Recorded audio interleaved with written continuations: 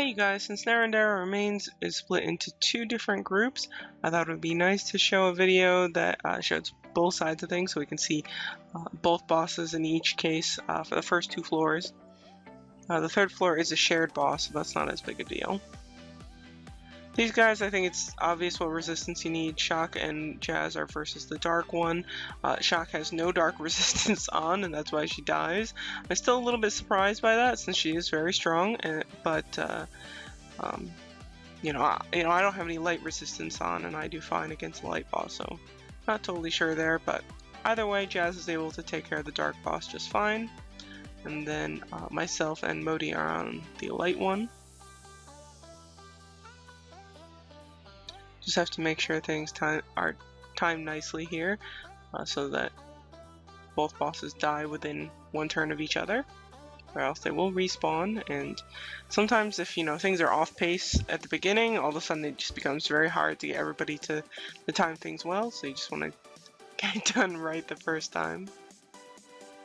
Nice rewards, lots of stoves, a little bit of gold. I mean, 5 million sounds nice, but it's really nothing. And 200 hammers, 200 stoves, some other goodies, some red gear upgrade items. In good shape for the second floor. Shock and myself both have water, fire, and electro resistance on, which are necessary for, well, okay, so electro less necessary for the second boss, but definitely if you're a stronger player, you're carrying a much weaker player, then sometimes it's good to be diligent and just make sure that you can get it done the right way. And so if you don't have to convert crystals, then it's really not too big of a deal. So just make sure that you have the right ones in. So I don't know why both sides deal electro, fire, and water elemental attacks, but that's just the way that it is.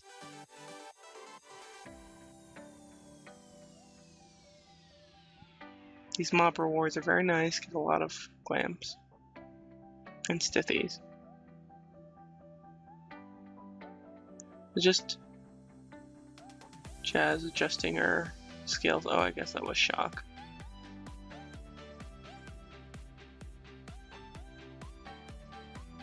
And clean up this mob.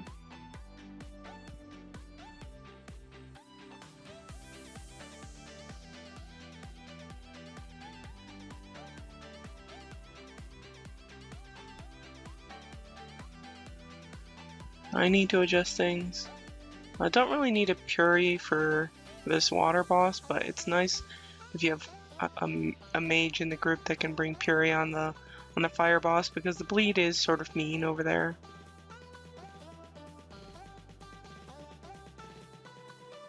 So I was trying in Centauria first move on the fire boss, because anytime after the first move there's a chance that mage will be chaosed. So on the water side, it's amnesias and stuns, and I think an MDef reduction. And then on the fire side, also can stun you, and then bleeds and chaoses.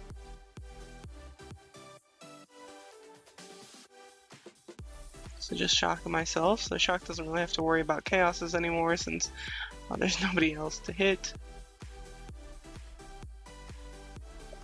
And for myself, it didn't amnesia anything too important.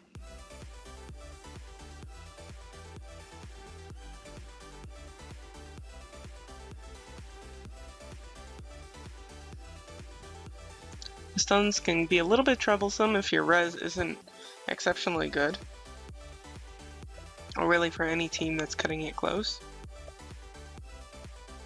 Sometimes it's nice to get a Guardian rune right before you know that the boss is going to stun. You can set yourself up a little bit better.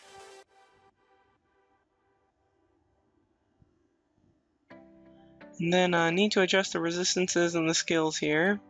The next floor is very wind resistance dependent, and so definitely stacking up all of that. Get some AoEs because we have 4 mobs coming up.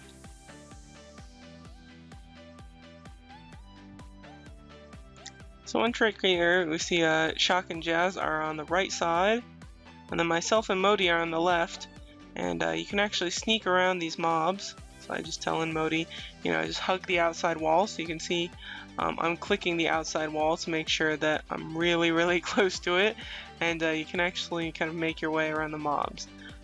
From what I can tell, that only works on the left side. I haven't been able to sneak around on the right side, so yeah.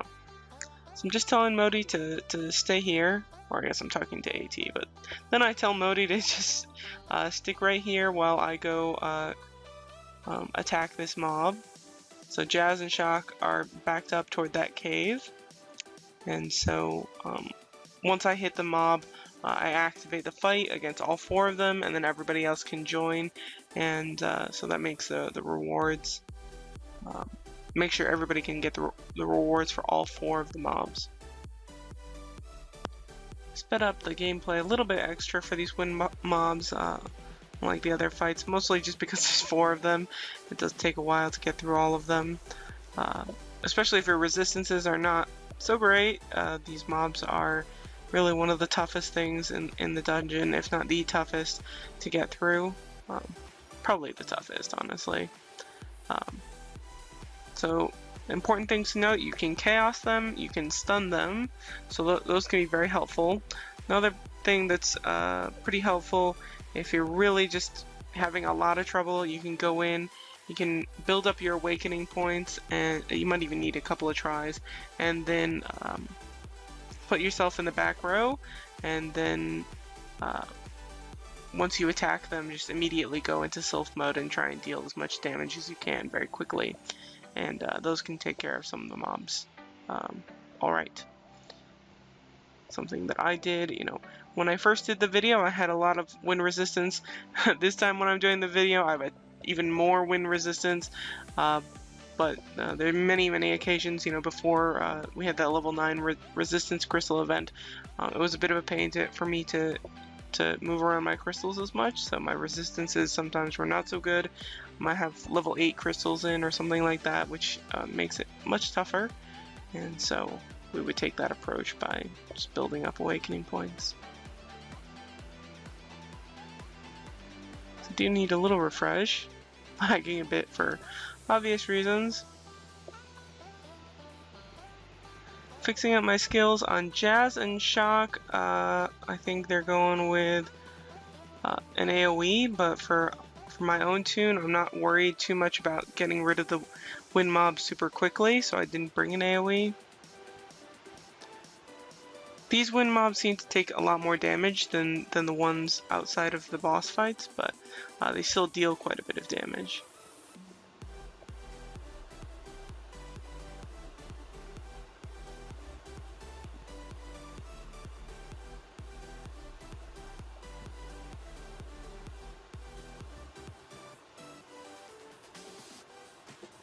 There, you want to be a little bit diligent. Make sure you save an AoE in Sylph mode for these mobs. Definitely helping out Shock there.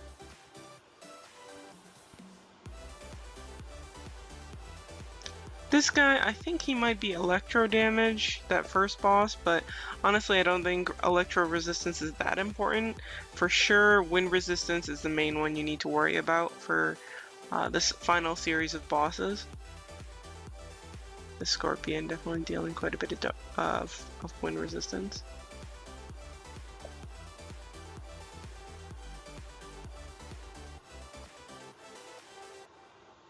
Problem about no thunder on Shock and Jazz is that they're not going to deal a lot of single target damage, and so really I just have to rely on my own DPS.